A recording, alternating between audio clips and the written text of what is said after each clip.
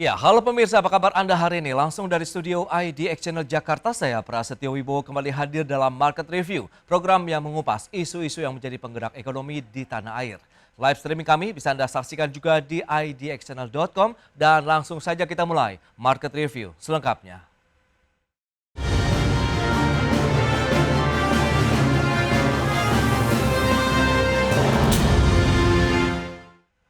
Inflasi kembali terjadi di bulan April 2025 sebesar 1,17% secara bulanan dan 1,95% secara tahunan. Inflasi April tercatat lebih rendah dibandingkan Maret 2025, namun lebih tinggi dibandingkan dengan April tahun lalu.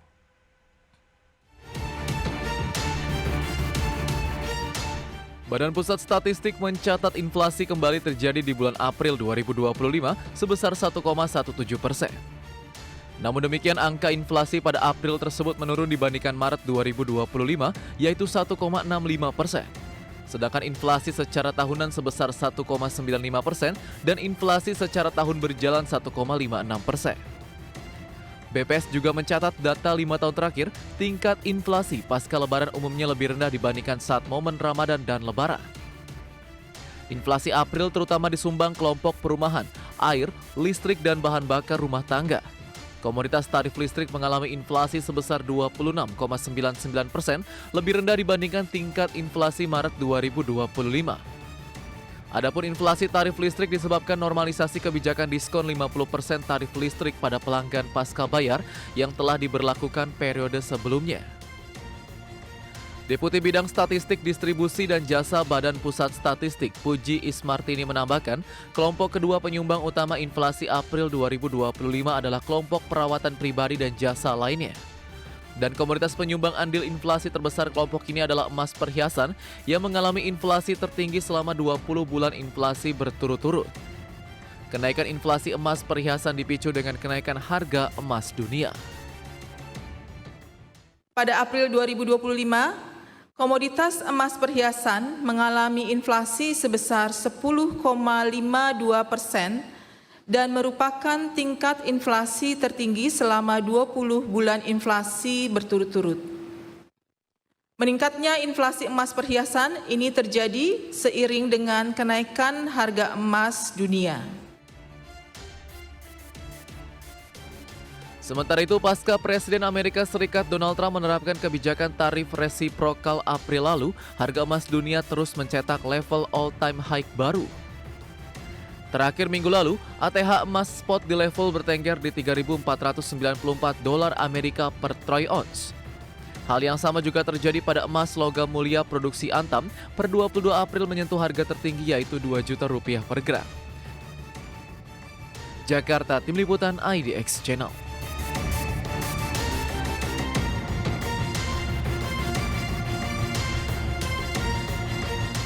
Ya, berikutnya kita cermati pergerakan inflasi dari Desember 2024 sampai dengan April 2025. Selengkapnya bisa Anda saksikan di layar televisi Anda. Baik, kita akan lihat bagaimana pergerakan dari inflasi. Desember 2024 tercatat 1,57% secara tahunan, kemudian bulanannya 0,44% dan cenderung turun sampai dengan Februari 2025, bahkan sempat terjadi deflasi di bulan Januari dan Februari 2025. Kemudian naik lagi menjadi 1,17% di bulan Maret secara bulanan, demikian juga dengan April, tapi sedikit ada penurunan 1,17% untuk inflasi di bulan April, sementara secara tahunan 1,95%. Untuk membahas tema kita kali ini, menakar arah pergerakan laju inflasi 2025, kita sudah tersambung melalui Zoom bersama dengan Bapak Ajib Hamdani, Ketua Komite Tetap Bidang Fiskal Kadin Indonesia. Halo Pak Ajib, apa kabar? Sangat baik, Mas Pras. Baik, terima kasih atas waktu yang disempatkan. Kemudian sudah bergabung juga Mas Andreas Moro, Kepala Ekonom PT Bank Mandiri Persero Tbk. Halo Mas Andri, apa kabar? Kabar baik, Mas Pras. Baik, kabar baik juga. Terima kasih atas waktu yang disempatkan. Dan sebelum membahas lebih jauh nih, Mas Andri mungkin bisa menganalisis terkait dengan mengawali kuartal kedua tahun 2025 ini, tepatnya bulan April. Inflasi kembali terjadi di bulan April ya. Kita lihat 1,17% secara bulanan, kemudian 1,95% secara tahunan. Review Anda terkait dengan inflasi tahun ini. Silakan Mas Andri. Ya, Mas Pras, jadi kalau kita lihat dari inflasi di tahun 2025 sepanjang kuartal 1 yang kemarin, ini memang banyak dipengaruhi oleh kebijakan pemerintah, ya, terutama yang terkait dengan beberapa diskon dan itu kemudian mempengaruhi administered prices inflation, jadi inflasi kepada harga barang yang diatur oleh pemerintah. Jadi sebagaimana kita ketahui pada bulan Januari dan Februari, kalau kita lihat data kemarin ya, itu ada sekitar 50% diskon tarif listrik ya sampai daya 2.200 VA ya dari pemerintah. Terus kemarin di bulan Maret dan April itu mulai berakhir diskon listriknya sehingga kemudian terjadi normalisasi sisi administered prices. Jadi kalau kita fokus saja kemarin ke kuartal 1, 2 bulan banyak dipengaruhi oleh administered prices dan kita juga tahu bersama di bulan Maret ketika mulai memasuki masa Ramadan ya, ada beberapa kemudian diskon tarif tol ya, 20% diberikan kepada periode arus mudik 24 sampai 27 Maret dan kemudian pada arus balik 8 sampai 9 April. Tiket diskon pesawat juga untuk yang kelas ekonomi kalau kita lihat dari data dilakukan diskon sebesar 13 sampai 14%. Jadi memang dinamikanya itu yang pertama banyak dipengaruhi oleh kebijakan pemerintah. Yang kedua, kalau kita lihat dinamika inflasi di bulan Maret yang mulai naik juga dipengaruhi oleh berakhirnya diskon dan juga memasuki bulan Ramadan seperti biasa seasonal effect ya. Musiman di mana harga barang juga kemudian mulai meningkat.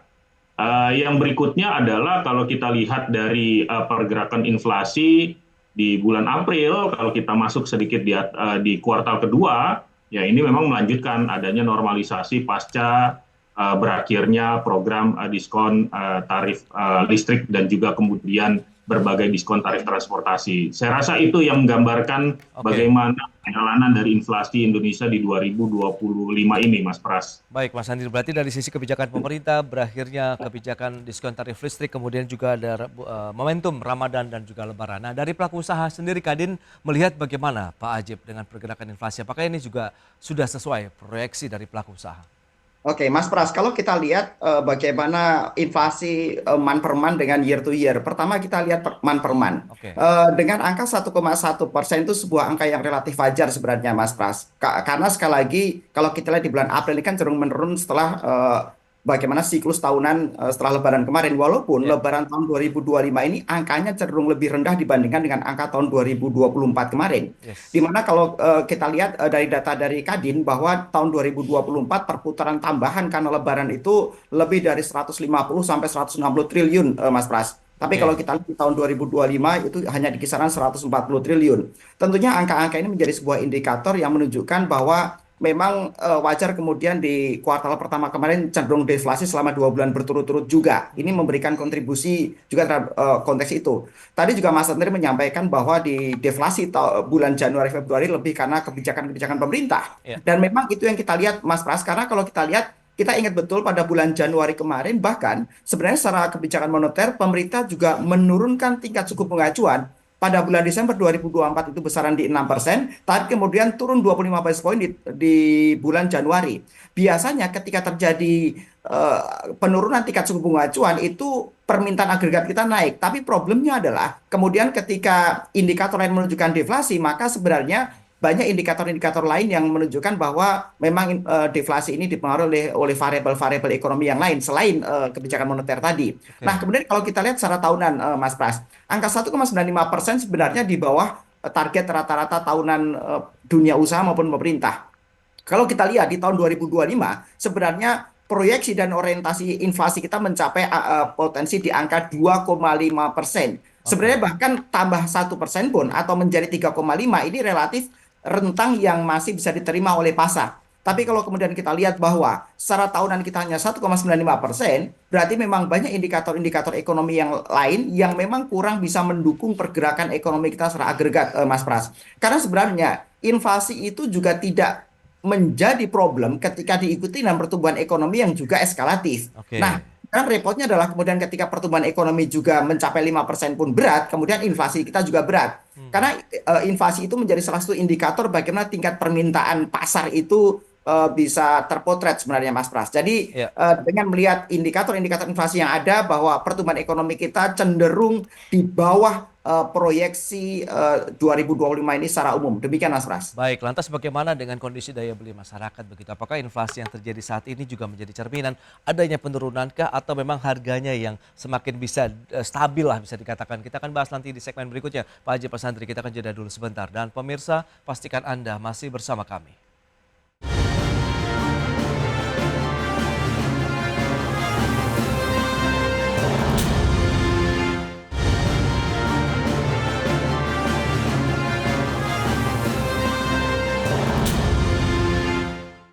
Ya, terima kasih Anda masih bergabung bersama kami dalam Market Review. Dan pemirsa, berikut ini kembali kami sampaikan data untuk Anda terkait dengan komoditas penyumbang utama inflasi di bulan April 2025. Seperti yang bisa Anda saksikan di layar televisi Anda, kita lihat secara bulanan.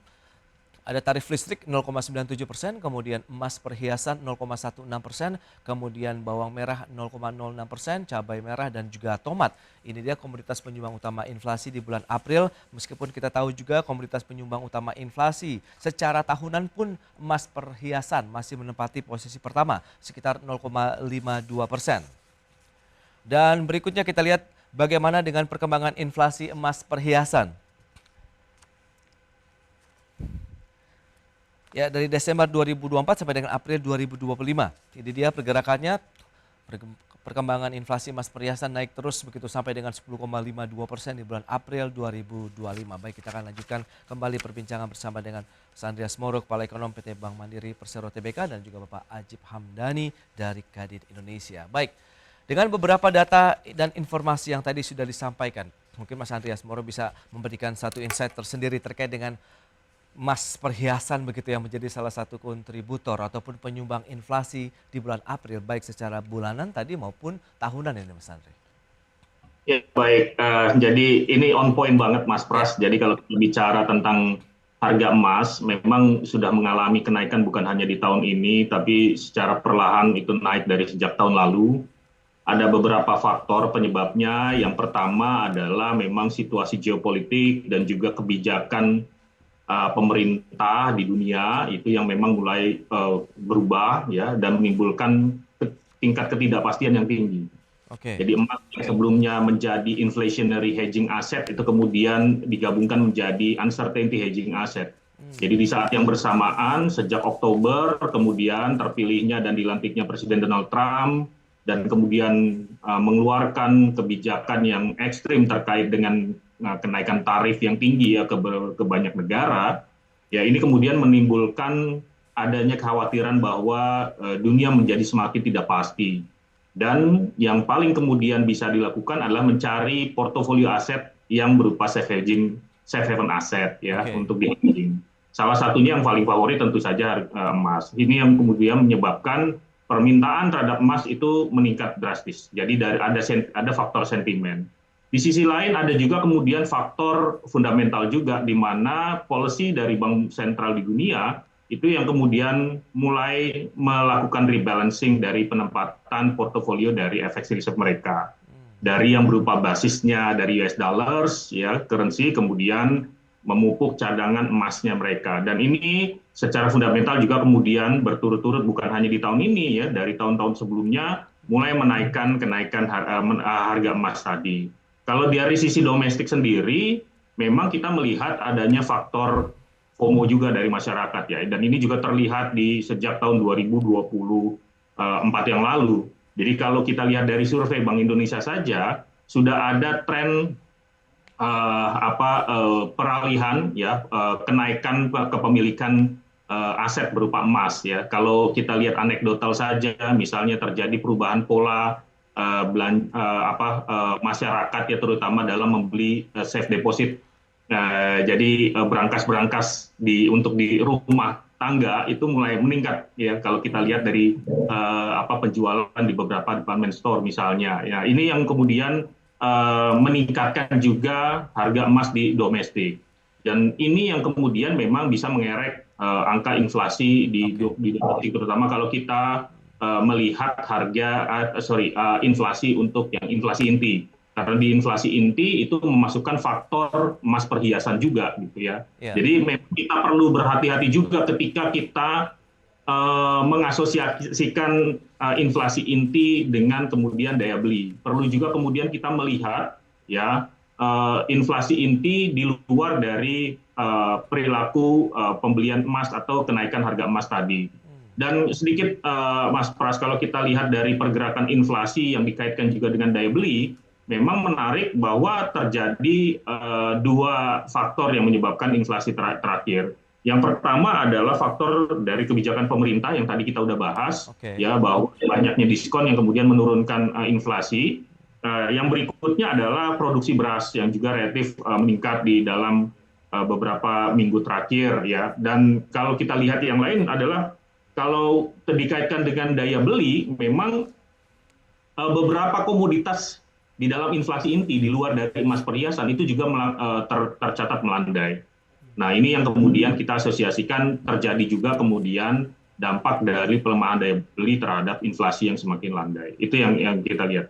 Baik, itu dia. Kalau kita lihat menjadi salah satu kontributor inflasi di bulan April ya untuk emas perhiasan. Nah, Pak Ajib sendiri melihat bagaimana kalau memang tadi banyak ada FOMO seperti Mas Andri katakan begitu masyarakat untuk bisa membeli emas. Anda melihat apakah ini kaitannya dengan daya beli masyarakat, kemudian bagaimana dengan daya beli masyarakat juga terkait dengan produk-produk dari industri di dalam negeri sejauh ini, Pak?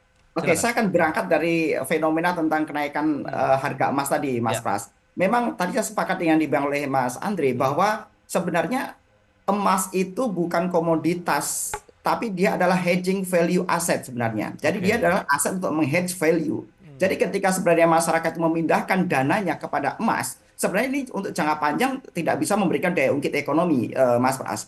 Dan kalau kita lihat tadi, fenomena tentang pembelian emas ini kan justru karena ketidakpastian ekonomi. Baik karena kondisi ekonomi domestik maupun karena fenomena ekonomi global, karena tarif Trump yang begitu luar biasa pada bulan April ini. Dan ini relevan momentumnya seperti itu. Nah, kemudian kalau kita lihat memang ketidakpastian ekonomi ini menjadi salah satu faktor penurunan daya beli masyarakat sebenarnya, Mas Pras. Ada 4 faktor yang utama menurunkan daya beli masyarakat. 2 faktor yang kedua itu tidak memberikan pengaruh signifikan. Yang pertama inflasi, kedua kenaikan harga. Karena 2 faktor ini relatif stabil.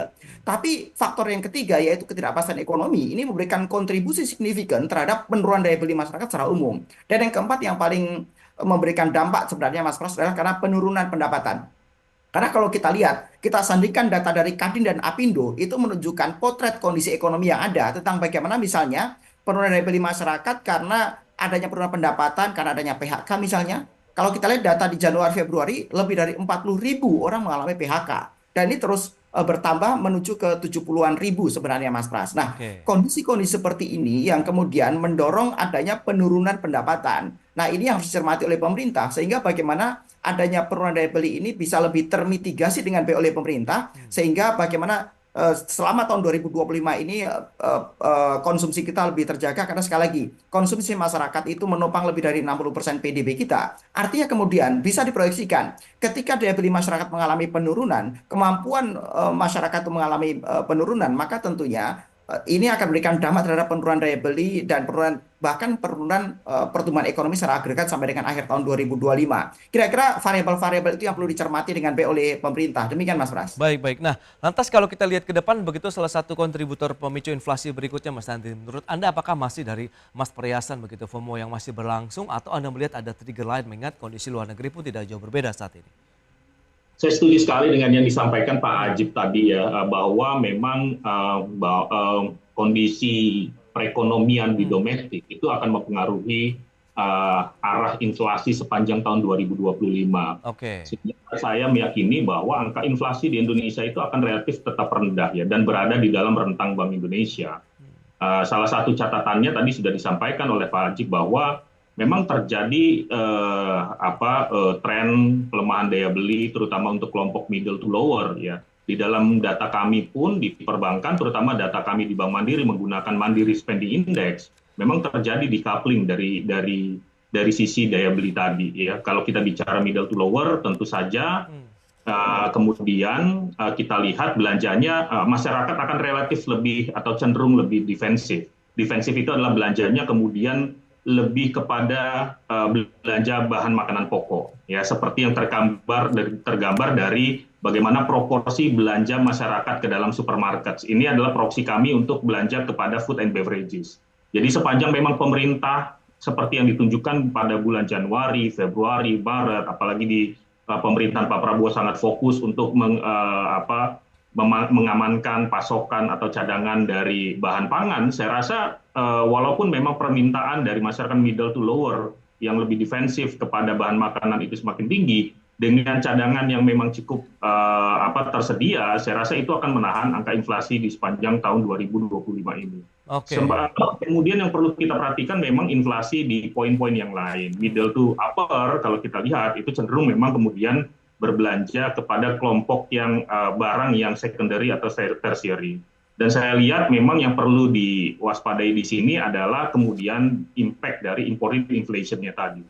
Sepanjang memang kita bicara volatility dari geopolitical uncertainties ini tidak membuat kemudian dolar rupiah atau terutama rupiahnya kemudian semakin melemah, saya rasa faktor imported inflation-nya itu kemudian bisa dimuted, bisa relatif ditakar gitu ya impact-nya ke dalam angka inflasi ini. Jadi saya sepanjang semester 2 ini apalagi dengan relatif sepinya sentimen, Mas Pras. Jadi kalau kuartal 2, kuartal 3 itu kan udah nggak ada lagi bulan Ramadannya, ya faktor yang meningkatkan inflasi kalau saya lihat di bulan Juni, kemudian adalah back to school dan masa liburan sekolah, dan habis itu kuartal 3 sepi lagi. Baru kemudian naik lagi di kuartal 4 nanti. Nah, dari sisi itu kemudian saya rasa akan relatif stabil di inflasi.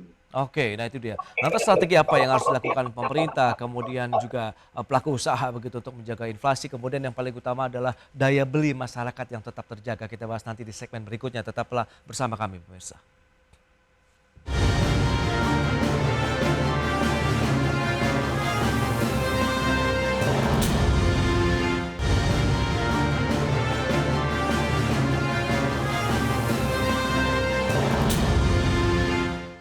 Ya, Anda masih menyaksikan Market Review pemirsa, dan kita akan lanjutkan kembali dengan narasumber kita hari ini, Mas Andreas Moro, kemudian juga Pak Ajib Hamdani. Nah, strategi yang harus disiapkan dari pemerintah, pemangku kepentingan, pelaku usaha, begitu apa yang perlu dilihat dan disikapi kalau dari pelaku usaha. Kadin sendiri melihat bagaimana ada trigger suku bunga acuan yang masih ditahan, kemudian pergerakan nilai tukar rupiah yang di 16 ribuan, meskipun kemarin sempat ada penguatan ke 16.400 ini Pak Ajib. Oke, tentang program pemerintah memang begini Mas Pras, dengan adanya tingkat suku bunga acuan di 5,75 itu adalah sebuah sentimen yang cukup positif sebenarnya, karena pemerintah berarti mempertahankan bagaimana likuiditas tetap mengalir di masyarakat. Walaupun harapan kita nanti di katakan di semester kedua itu seharusnya Bank Indonesia kembali melonggarkan, misalnya turun kembali menjadi 5,5, misalnya turun 25 basis point, karena harapan kita di semester kedua itu adalah momentum untuk kita bisa mendorong pertumbuhan ekonomi lebih eskalatif. Satu sisi pemerintah bisa mendorong government spending-nya itu tinggi di semester kedua, dan satu sisi kemudian dunia usaha bisa mengimbanginya dengan adanya likuiditas yang lebih banyak mengalir di dunia usaha maupun di tingkat demand-nya juga kembali naik. Itu yang menjadi harapan kita. Tapi memang kemudian salah satu variabel lain yang perlu kita cermati adalah berbicara masalah tingkat tukar mata uang sebenarnya, Mas Pras. Kalau kita lihat misalnya rupiah kita ini kan sangat fluktuatif. Ini yang menjadi sulit buat dunia usaha. Karena dunia usaha ini kan membutuhkan kepastian. Bagaimana buat proyeksi ke depan, bagaimana buat proyeksi sampai akhir tahun itu bisa stabil. Nah, kemudian ketika variabel rupiah itu nilai mata uangnya mengalami fluktuasi terhadap dolar, ini yang menjadi hal yang perlu kita cermati. Misalnya, kalau kita lihat Mas Pras, sekarang rupiah memang cenderung menguat di angka 16.500-an misalnya. Tapi sebenarnya indikator ini juga indikatornya hanya bersifat sesaat ke depan. Karena kalau kita lihat, kenapa rupiah itu menguat? Karena pada bulan April ini, itu pemerintah itu menarik pinjaman itu lebih cepat sebenarnya Mas Pras. Ini yang perlu kita cermati. Sehingga mata uang dolar terkonversi menjadi rupiah untuk transaksi ekonomi dalam negeri. Karena ada fenomena seperti ini, maka rupiah kembali menguat. Karena kalau kita lihat data dari pemerintah Mas Pras, itu dari target tahun 2025 ini, defisit fiskal kita di angka 500 triliun. Tapi 250 triliun itu sudah ditarik pada bulan April, di Januari, Februari, Maret, April. Kita bisa bayangkan bagaimana kemudian di semester kedua nanti pasti ini akan cenderung melambat. Nah, jadi artinya beberapa indikator yang ada di kita, termasuk misalnya penguatan nilai rupiah ini pun juga bukan sebuah eh, sebuah tren yang bersifat stabil ke depannya. Jadi pemerintah sekali lagi Mas Pras harus fokus pada penguatan ekonomi, fokus pada daya beli masyarakat itu lebih stabil. Itu yang kita harapkan Mas Pras. Dan sekali lagi pemerintah harus mendorong program-program yang pro dengan penguatan daya beli, misalnya terhadap job creation dan lain-lain. Karena ini yang belum kita lihat. Karena job creation itu bisa lewat dua engine. Satu engine dari government spending, dua engine dari private sector. Nah, pemerintah harus mendorong di dua engine ini agar sekali lagi daya beli masyarakat bisa tertopang dengan baik. Demikian Mas Pras. Oke, Pak Ajib, itu dia fokus dari pemerintah, penguatan ekonomi dan juga daya beli masyarakat. Nah, Mas Andri, Anda melihat bagaimana dari sisi ekonomi apa saja yang mungkin perlu diterapkan sampai dengan akhir tahun begitu inflasi terjaga, daya beli terjaga, kemudian sektor dunia usaha pun juga ikut terjaga. Ya, saya rasa sudah dijawab semua oleh Mas Ajib tadi ya. Jadi saya sependapat bahwa yang pertama adalah kita tahu bahwa modal domestik untuk pertumbuhan ekonomi di 2025 ini sebenarnya cukup baik, bahwa inflasi relatif terjaga. Ya, yang kedua adalah kemudian adanya ruang ya kemudian pemangkasan suku bunga acuan nih sebenarnya di semester 2 tahun 2025 ini. Jadi kalau misalnya saja The Fed kemudian memangkas suku bunga acuannya paling tidak 50 basis misalnya karena mengantisipasi dari perlambatan ekonomi Amerika Serikat sendiri, ada ruang kemudian paling tidak Bank Indonesia memangkas lagi suku bunga acuan. Kemarin kita lihat bagaimana SRBI sendiri juga kemudian udah turun rate-nya ke angka relatif 6,4%, dan ini kemudian kita berharap dengan kemudian dampak dari transmisi kemudian kepada domestik lending rate-nya ini juga kemudian akan berdampak kepada penurunan. Yang kedua yang kita lihat adalah sebenarnya ruang untuk pemerintah mempercepat belanja. Ya, tadi sudah disampaikan juga oleh Mas Ajib bahwa kalau kita lihat belanja ini kemudian menjadi semakin penting ya di saat memang dunia usaha relatif terbatas kemudian kondisi likuiditasnya, karena memang ada beberapa hal faktor global tadi kita sudah bahas, menurunnya potensi ekspor ya terutama ekspor ke Amerika Serikat dan beberapa negara yang kemudian terkena dampak karena pertumbuhan ekonominya juga menurun ya. Nah, ini kemudian paling tidak adanya akselerasi dari belanja pemerintah, ini akan menambah paling tidak likuiditas di pemerintah pusat kepada perekonomian pusat dan juga kemudian di pemerintah daerah. Jangan lupa hampir 30% dari APBN kita itu kemudian ditransmisikan ke dalam TKDD, ya transfer ke daerah dan dana desa. Jadi kalau misalnya itu saja bisa dipercepat, paling tidak itu akan membantu ya percepatan proyek-proyek yang sudah ada dan direncanakan lebih cepat, bukan di akhir tahun, dan ini akan membantu pengusaha-pengusaha di daerah juga. Yang ketiga adalah saya rasa ini yang cukup penting juga, di saat memang potensi revenue atau margin yang relatif terbatas, paling tidak memang pemerintah melalui instrumen fiskalnya itu juga bisa menjaga supaya cost itu semakin tidak meningkat. Jadi semakin tidak marginnya perusahaan yang relatif sekarang makin menurun itu masih bisa kemudian dijaga pada level yang tidak semakin turun gitu, sehingga kemudian ada ruang juga tidak melakukan layoff ke depannya, dan ini kemudian bisa menjaga daya beli masyarakat. Saya rasa dengan adanya potensi penambahan margin bahkan ya kemudian akan ada ruang kemudian perusahaan juga akan merekrut lebih banyak lagi tenaga kerja. Nah, ini yang hal-hal saya rasa semakin kritikal di 2025 untuk kita bertahan ya dari volatilitas ya dari nilai tukar, volatilitas karena uncertainty dari kebijakan pemerintah global, yaitu juga bisa dilakukan oleh pemerintah pusat dan pemerintah daerah. Ya itu dia, beberapa poin dan strategi yang mungkin perlu diterapkan tidak jauh berbeda dengan dunia usaha begitu. Bagaimana penguatan ekonomi nasional, kemudian bagaimana belanja masyarakat pemerintah yang diharapkan bisa ditingkatkan sehingga menjadi salah satu pendorong ngelihat aktivitas ekonomi di Indonesia ke depannya. Baik, Mas Andreas Moro, terima kasih banyak atas waktu, sharing dan juga insight yang sudah disampaikan. Pak Ajib, terima kasih juga atas update informasi yang diberikan kepada pemirsa IDX Channel pada hari ini. Selamat melanjutkan aktivitas Anda kembali, salam sehat, sampai berjumpa kembali.